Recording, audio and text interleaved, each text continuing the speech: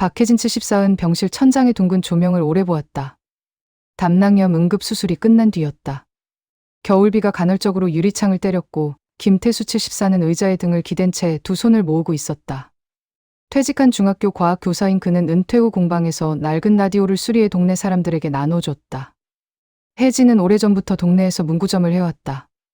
아이들이 스케치북을 사러 들락거리던 곳이자 부모들이 한숨 돌리며 복사를 기다리던 곳. 수술 당일 저녁 태수는 딸에게 전화를 걸었다. 이서윤 42은 IT 스타트업에서 프로덕트 매니저로 일했다. 늘 바빴다. 그의 남편 한민재 43는 프리랜서 사진가였고 두 사람은 한남동의 코리빙하우스에서 살았다. 공유 주방과 라운지를 갖춘 트렌디한 곳이었지만 규정은 엄격했다.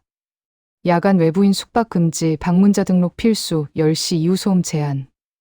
민재는 촬영 장비를 보관하는 작은 스튜디오를 따로 임대해 쓰느라 경제적으로 빠듯했다. 서윤아, 엄마가 수술 받았어. 지금 회복실이야. 딸은 잠깐 침묵하더니 말했다. 아빠, 미안해요. 오늘 우리 팀이 베타 론칭 직전이라 밤샘 들어가요. 내일 아침에 전화드릴게요. 태수는 혜진에게 괜찮대라고 짧게 전했다. 혜진은 고개만 끄덕였다. 늦은 밤, 수액이 떨어지는 소리가 고요를 잘랐다. 사흘 뒤 퇴원 수속을 마치고 나왔을 때 이미 밤 10시였다. 두 사람의 집은 남해 바닷가라 고속도로로 3시간 거리였다. 태수는 조심스럽게 말을 꺼냈다. 서윤이가 이 근처니까 오늘만 재워달라 해볼까? 혜진은 규정이 있다던데 라며 말을 흐렸지만 마음 한구석엔 희미한 기대가 피어올랐다. 전화기 너머로 서윤의 망설이는 숨소리가 들렸다. 아빠, 우리 하우스는 외부인 숙박이 원천 금지예요. 관리사무소에 걸리면 바로 벌점이고 이번 주말에 민재 촬영팀 장비도 들어오거든요. 밤에는 들어오는 사람 체크도 있고 진짜 미안해요. 혹시 근처 게스트하우스나. 말끝이 희미하게 사라졌다. 혜진은 이해하려고 애썼다. 규정은 규정이니까. 그래도 마음은 쑥 꺼졌다. 결국 두 사람은 병원 옆 비즈니스 호텔에 들었다. 방은 깔끔했지만 낯설은 빛을 바꾸지 않았다. 샤워실 거울 앞에 선 혜진의 머릿속에 오래 숨겨둔 기억이 불쑥 올라왔다. 5해 전 서윤이 카페를 내고 싶다고 했을 때 혜진과 태수는 대출 보증을 써주었다. 카페는 1년을 못 버티고 문을 닫았다. 빚은 부모가 갚았다. 서윤은 그 이후로 부모 앞에서 유난히 어색해졌다. 돈 때문이 아니라 실패를 바라보는 마음 때문이었다. 죄책감과 자존심, 그 사이에서 길을 잃은 듯한 표정. 불을 끄자 방 안의 어둠은 깔끔할 정도로 단단했다. 태수가 낮게 말했다. 우리가 뭘 놓치고 있는 걸까? 혜진은 대답했다. 서윤이가 우리를 피하는 건 욕심 때문이 아닐지도 몰라. 부끄러움 혹은 지쳐버린 마음. 그리고 저 세계. 혜진의 시선이 창 너머 도시의 불빛을 스쳤다. 우린 저 세계를 모르는 사람들일지도. 다음 날 새벽 두 사람은 집으로 돌아왔다. 파도 소리가 들리는 조용한 마을. 현관에 들어오자마자 휘발유 냄새가 희미했다. 태수가 어제 산잔디 깎기 연료통을 덮개로 가렸다. TV를 켜고도 보지 않았다. 채널은 바뀌었지만 마음은 정지해 있었다. 일주일 동안 서윤에게서 온 연락은 짧은 메시지 2줄이었다. 엄마 어떠세요? 회복 잘하시고요. 그 뒤로는 스티커 이모티콘. 민재에게서 날아온 메시지는 촬영지 사진과 다음에 뵐게요였다. 말라붙은 안부들 사이로 시간이 무성히 자랐다. 어느 늦은 오후 태수가 먼저 말을 꺼냈다. 혜진아. 응. 우리 남은 장면을 우리 마음대로 찍어보면 어떨까? 장면? 인생 말이야. 시나리오를 다시 쓰자는 소리. 그 말은 방 안공기를 움직였다. 텔레비전의 무음 속에서 두 사람은 서로의 눈동자의 작은 불씨를 보았다. 오래 미뤄둔 이야기가 드디어 시작되는 것 같았다. 희망과 두려움이 섞인, 그러나 더 이상 미룰 수 없는 이야기. 혜진은 문구점 카운터 아래 서랍을 열었다. 수십 년간 모은 작은 것들이 어지럽게 누워 있었다. 빨간 리본으로 묶인 수첩, 잉크 냄새 배인 펜, 오래된 전표. 서랍 깊숙한 곳에는 미처 쓰지 못한 엽서 묶음이 있었다. 언젠가 우리 둘이 가는 첫 도시에서 보낼 엽서. 그녀가 농담처럼 말해왔던 문장들이 낙서처럼 구겨져 있었다. 두 사람은 결심을 거칠게 다듬기 시작했다. 먼저 노후 계획을 다시 짰다. 변호사 사무실을 찾아가 기존 상속 계획을 정리했다. 예전에 만들었던 간단한 유언장에는 주택과 예금을 딸에게라는 문장이 있었지만 이제 그 문장은 사라졌다. 대신 다음의 문장들이 들어섰다. 주택은 매각하여 현금화한다. 최소한의 생활비와 건강비를 고려해 자기 결정을 최우선으로 한다. 남은 돈으로 시니어 코하우징 입주권을 확보한다. 단, 입주 전까지는 여행과 봉사를 결합한 움직이는 생활을 실험한다. 딸 이서윤과 손주 아린에게는 각각 작은 교육기금을 신탁으로 설정한다. 단, 부모와 자녀의 삶은 감정적으로 가까우되 경제적으로 독립한다. 변호사는 신중하게 고개를 끄덕였다. 상속 갈등은 대개 돈의 크기가 아니라 서사의 부재에서 옵니다. 두 분의 서사를 분명히 해두는 건 좋은 선택이에요. 집은 작은 바닷가 마을의 오래된 단독주택이었다. 바다를 마주한 마당에 조리대가 흔들렸다. 집을 내놓자 서울에서 내려온 공인중개사가 이 모델링하면 멋질 것이라며 매입을 제안했다. 몇 번의 협상 끝에 매매는 빠르게 결정됐다. 혜진은 마당에 감나무를 한번 안아보았다. 팔에 거친 나무살이 닿았다. 떠나는 일은 늘 무언가를 만지며 끝나는 법이었다. 그 사이 태수는 익숙하지 않은 키워드들을 엮고 있었다. 시니어 코하우징, 공유 주방과 개인 스튜디오, 돌봄의 상호부조. 서울 근교에 60세 이상이 함께 사는 공동체가 있었다. 거기에는 작은 작업실, 공유 텃밭, 상호 돌봄 활동이 있었다. 각각의 생활 공간은 독립적이지만 필요한 순간 서로를 호출할 수 있는 시스템. 혜진은 메모장에 적었다. 혼자가 아니라 서로의 이름을 부르며 사는 방식. 여행의 형식을 두고는 두 사람의 의견이 달랐다. 혜진은 바다를 보고 싶었다. 하지만 크루즈의 번쩍임은 그들의 취향이 아니었다. 태수가 말했다. 화물선 승객 프로그램이 있어. 가끔 화물선이 여객 몇 명을 받아. 느리고 일정은 바람과 항만 상황을 타지만 그게 좋지 않을까? 그는 지도를 펼쳐 보였다. 부산, 상하이, 호치민, 싱가포르, 콜롬보, 두바이, 아테네. 그 뒤에는 유럽 대륙횡단 철도와 노르웨이 피오르를 따라가는 페리, 그리고 고향으로 돌아오는 기차. 혜진은 느림을 마음에 그려보았다. 매일 뷔페가 있는 배 대신 선원들이 커다란 냄비에 끓이는 소박한 식사. 음악 공연 대신 선실 벽에 부딪히는 파도 소리. 정해진 쇼핑 대신 그 항구에 있는 물고기 냄새와 콩나물 냄새, 비린내와 빵 굽는 냄새. 문구점을 정리할 때 동네 아이들이 몰려왔다. 사인해 주세요. 아이들은 낙서장에 혜진 할머니 화이팅을 쓰게 했다. 혜진은 웃다가 아이들이 돌아간 뒤 한참을 앉아 있었다. 칠판에 분필로 쓴 휴업 안내 문구가 햇빛에 가늘게 번졌다. 매각 잔금이 들어오던 날 서윤이 집에 들렀다. 얼굴이 조금 여위었다. 그는 오랜만에 엄마 문구점 냄새를 맡고 잠시 눈을 감았다. 엄마, 진짜 여행 가요? 응. 왜 이렇게 갑자기? 갑자기 아니야. 천천히 늦어진 거지. 서윤은 입술을 다물었다. 한참을 있다가 조심스레 꺼냈다. 엄마, 지난번 병원에서 내가 안 간 거 알아. 규정 때문도 있었지만 사실 엄마를 보면 죄책감이 올라오거든요. 카페 일도 그렇고 엄마 아빠가 고생한 거 생각나면서 동시에 내가 아직도 안 괜찮구나 싶고. 그래서 피했어요. 나쁜 딸이죠. 혜진은 고개를 저었다. 나쁜 딸 아니야. 그냥 여전히 딸인 거지. 그게 무슨. 딸이라는 건 부모 앞에서 어쩌면 계속 미완인 상태로 서는 일 같아서. 근데 서윤아, 미완이어도 돼. 우리가 어떤 장면은 내 대신 정리해 줄게. 내가 우리 대신 정리해 주어야 할 장면은 없어. 서윤은 무릎 위에 올린 손을 꼭 쥐었다. 이번 달 끝나면 조금 여유 생겨요. 촬영 장비들도 정리되고 집도 규정이 덜한 대로 옮겨보려고요. 엄마, 아빠 돌아오시면 그때는. 그때 보자. 태수가 말했다. 그때의 너랑 그때의 우리로. 문을 나서는 딸의 뒷모습은 알 수 없는 계절 같았다. 어디선가 새순이 돋아나는 소리가 들린 것 같기도 했다. 처음 탄 화물선의 선실은 군더더기 없이 단정했다. 쇠로 된 침대 프레임, 작은 창, 세면대, 두 사람이 겨우 마주 앉을 수 있는 책상. 선원은 파도가 거칠면 구역질 약 챙기라며 웃었다. 선실 복도는 좁았다. 발소리가 금속을 타고 옆칸으로 울렸다. 부산을 떠나 상하이에 닿을 때까지 혜진은 하루에 3번 바다를 보러 나갔다. 바다는 매일 다른 얼굴이었다. 회색의 담요처럼 가라앉았다가 유리 조각처럼 번쩍였다가 간혹 잔잔한 비늘을 켜켜이 올렸다. 태수는 배의 엔진 소리에서 리듬을 찾아냈다.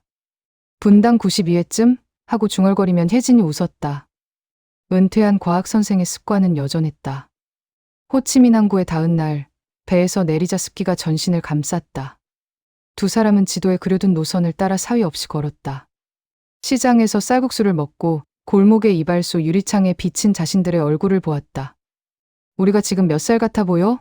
혜진이 물으면 태수는 바람의 나이라고 답했다. 숫자 대신 움직임으로 재는 나이. 그 말이 마음에 들었다. 싱가포르에서 배는 사흘을 머물렀다. 두 사람은 도서관과 공원을 돌았다. 화려한 호텔 대신 공공의 공간에 끌렸다. 국가가 마련한 그늘 아래 오래 앉아 있었다.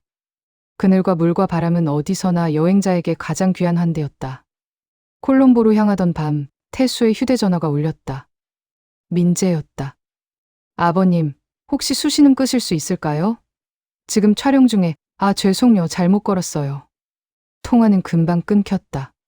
그런데 잠시 뒤 자동 녹음이 켜졌던 탓인지 백색 소음 뒤로 누군가의 목소리가 희미하게 흘렀다. 규정 좀만 더 지키자. 상주까지 받으면 벌점 바로야. 지난번엔 그 뒤로는 바람 소리에 섞여 알아듣기 어려웠다. 이상하네. 태수가 중얼거렸다.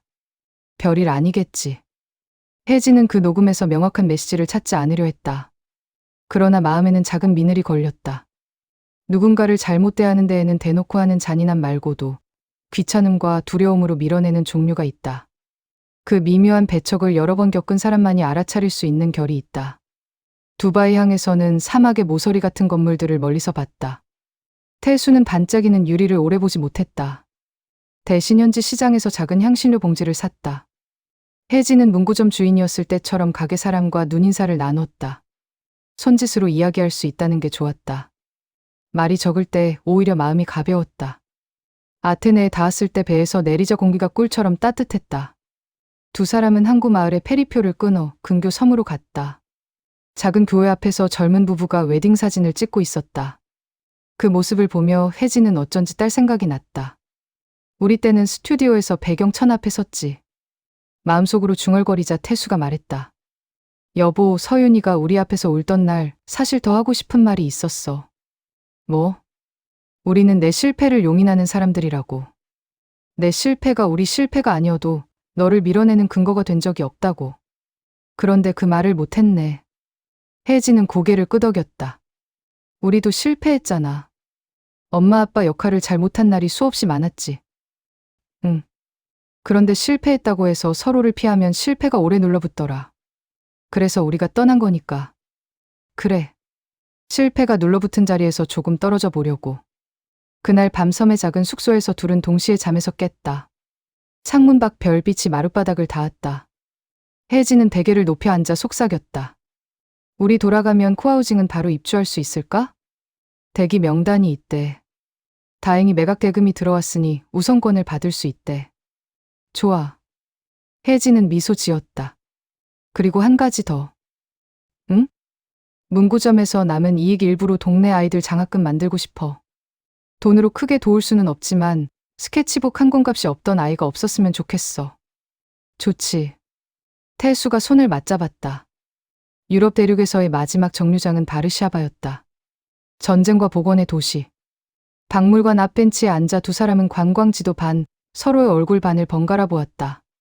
삶의 지도는 언제나 관광 지도보다 단순했고 실제 길은 언제나 지도보다 복잡했다. 여름 끝자락 트롬새로 가는 반페리에서 서윤에게서 영상통화가 왔다.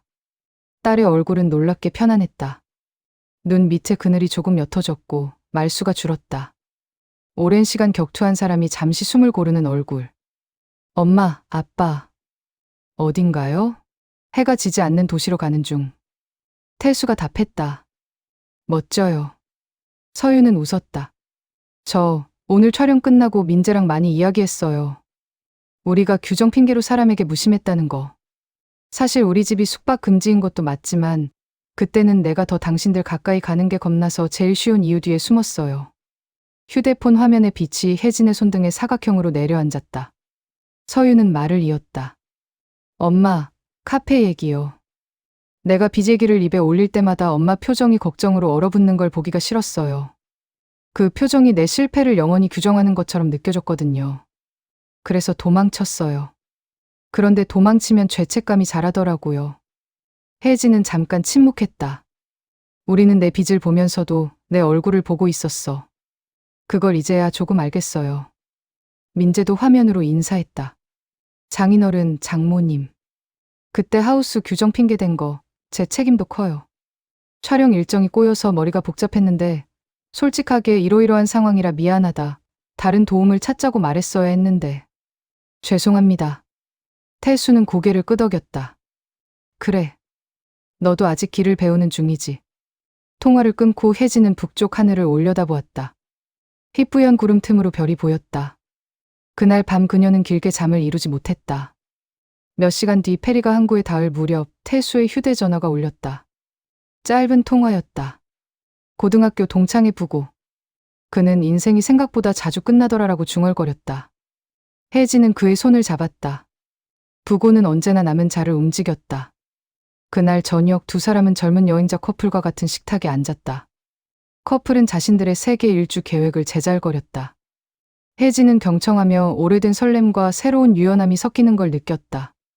우린 저 나이를 지나 여기까지 왔고 이 자리에서 저 나이에 작별 인사를 한다. 인생의 세로줄과 가로줄이 겹치는 순간이었다. 며칠 뒤 노르웨이의 피오르를 따라 버스로 이동할 때 서윤에게서 긴 음성 메시지가 왔다. 엄마, 아빠. 오늘 어머니의 친구를 만났어요. 그분이 엄마 얘기를 하시는데 엄마가 문고점에서 밤마다 작업지 씻어 접던 얘기, 겨울마다 아이들 손이 트지 않게 종이봉투에 핫팩을 몰래 넣어줬던 얘기. 듣다가 울컥했어요.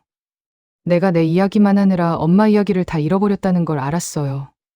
돌아오시면 아니 서둘러 돌아오지 마세요. 다만 언젠가 나는 엄마 이야기를 오래 듣고 싶어요. 혜진은 버스 창문에 이마를 댔다. 창밖 풍경이 물결처럼 흘렀다. 우리가 내리는 곳이 어디였더라? 태수가 농담처럼 물었다. 잠깐이면 어디든. 혜진이 웃었다. 유럽에서의 마지막 기착지에서 두 사람은 코하우징 측과 화상 미팅을 했다. 커뮤니티 매니저는 시설 안내보다 규칙을 먼저 설명했다. 분담과 돌봄, 공유와 독립의 균형, 긴급 호출 체계, 참여 의무. 혜진은 규칙을 들으며 미묘한 안도감을 느꼈다. 그 규칙은 누군가를 밀어내는 장벽이 아니라 서로의 문턱을 낮추는 안내문에 가까웠다.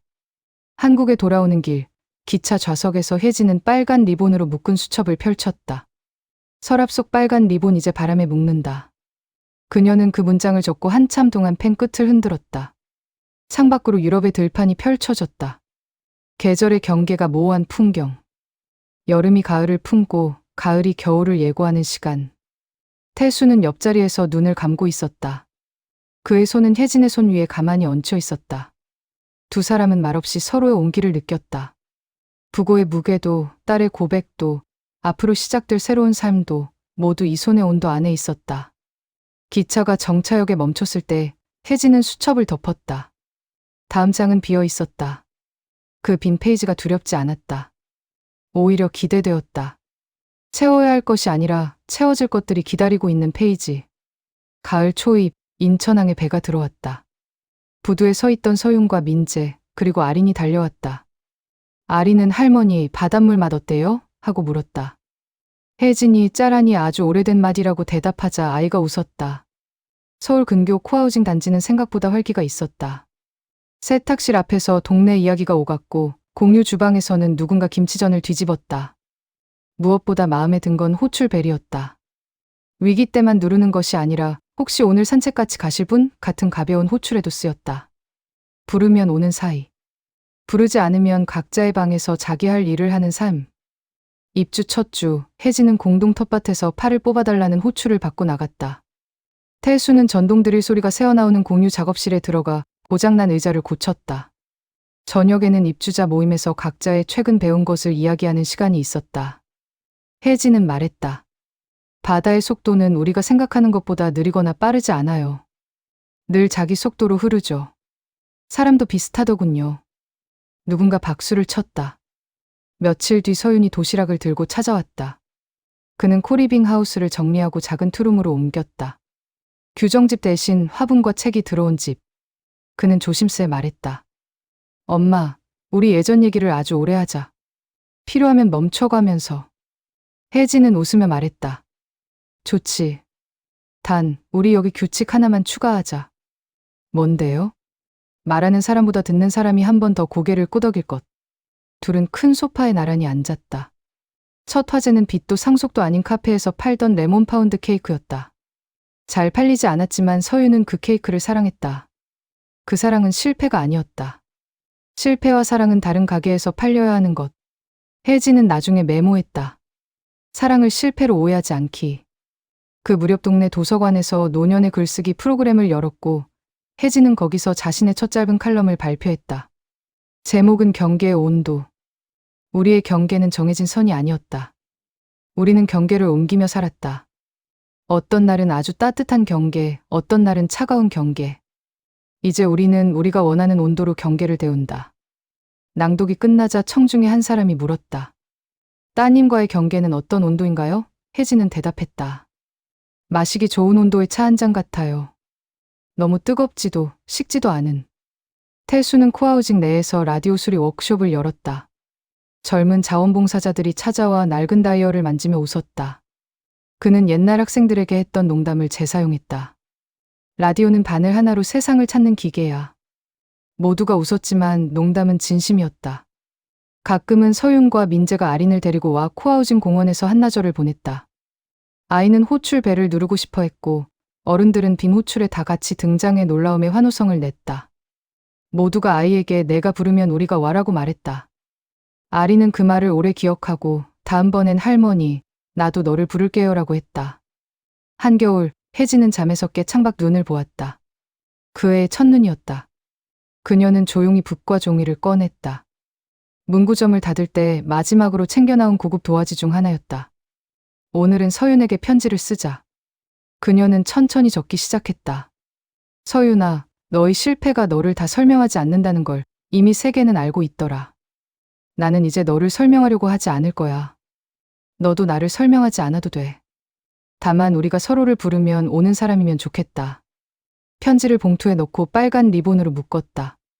서랍 속 빨간 리본은 이제 여기로 왔네. 혜진이 중얼거리자 태수가 자리에서 일어나 주전자를 올렸다. 차 끓을 동안 산책할까? 추운데 경계를 데울 시간이잖아. 둘은 아래층 거실로 내려가 어제 길게 웃고 떠들던 이웃이 놓아둔 공용 목도리를 하나씩 둘렀다. 이웃의 체온이 남아있는 목도리는 생각보다 따뜻했다. 현관문을 여니 눈발 사이로 부르는 소리가 들리는 듯했다. 문간에 걸린 호출벨이 바람에 흔들렸다. 누르지 않아도 가끔은 서로가 알아서 오는 날이 있는 법이었다. 그날 오후 서윤이 왔다. 현관에서 코트를 벗으며 말했다. 엄마, 오늘은 엄마 얘기부터요. 그래. 너는 듣는 역할. 혜진은 차분히 이야기를 시작했다. 문구점 첫날, 첫 계산 실수, 첫 단골, 첫 폐업을 생각하지 않은 밤, 첫 실패를 웃어넘긴 아침. 서윤은 몇 번이나 고개를 끄덕였다. 경계의 온도가 서서히 따뜻해졌다. 차는 식지 않았다. 누군가 다시 주전자를 올렸기 때문이다. 봄이 왔을 때 두 사람은 바닷가 마을을 다시 찾았다. 그 집은 깔끔하게 리모델링되어 있었고 새 입주자가 화분을 내어놓고 있었다. 혜진은 담장 너머로 집이 예쁘네요라고 인사했고 젊은 여자는 할머니가 예쁘세요라고 답했다. 바다는 여전했다. 그러나 여전하다는 건 늘 같은 게 아니라 늘 거기 있다는 뜻이라 혜진은 떠나며 알았다. 그날 밤 혜진은 수첩의 맨 마지막 장을 펼쳤다. 굵은 글씨로 적었다. 바람의 나이. 오늘도 우리는 바람의 속도로 늙었고 부르면 오는 사람이 되었다. 그것이면 충분하다. 그리고 펜을 덮었다. 빨간 리본은 책등에 걸렸다. 이 장편의 1막이 끝나고 2막이 조용히 열리고 있었다.